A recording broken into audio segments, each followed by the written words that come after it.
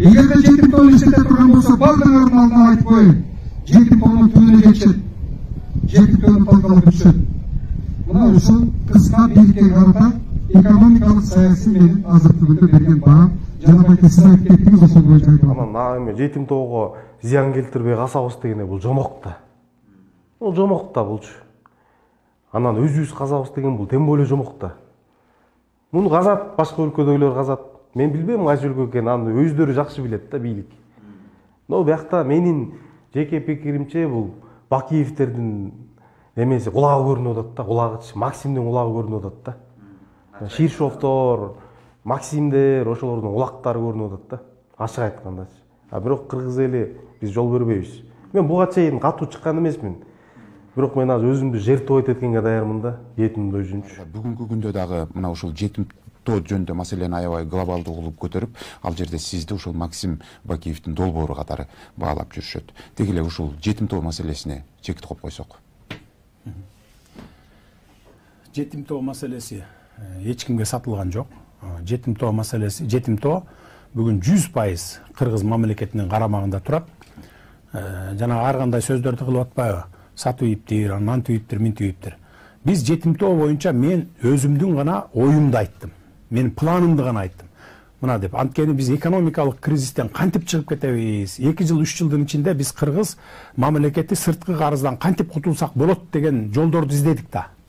Издегенде ошо бир 2-3 проектти, чоң проектлерди, биз долбоорлорду таптык.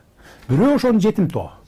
Бирок мен жетим тоону айттым. Мына жетим тоону ошол жерге завод сала албасак дагы, башка кыла албасак дагы, уже сырьёсун сатсак дагы биз экономикалык кризистен чыгып кетет экенбиз деген ойду айттык. Анан эртең эле барып туруп жетим тоону барып сатабыз деп аткан эч ким жок. Аякта проектте долбоор да даярдалып элек. Бул жөн гана сөз деле баягы көбүртүп, жабыртып эле Кытайга сатып ийиптир, антип ийиптир деген сөз болуп атат.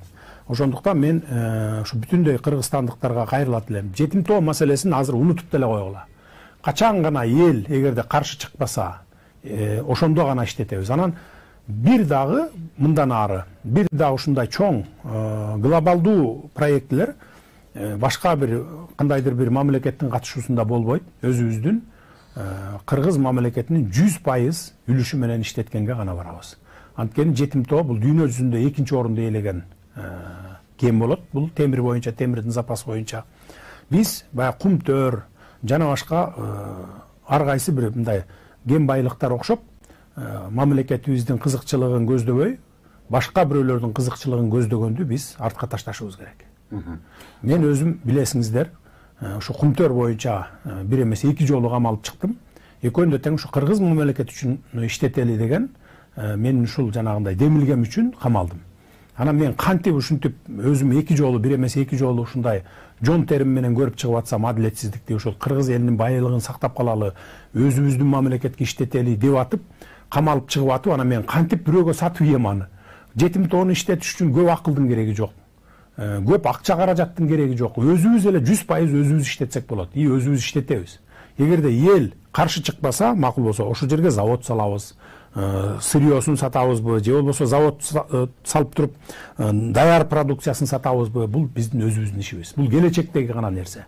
Ошон үчүн ушу жетим тоо боюнча маган ушу оппозиция болуп чыгып, ушинтип куру кыйкырык болгонду токтотуш керек да, элдер токтотуп туруш керек. Бул кийин боло турган маселе.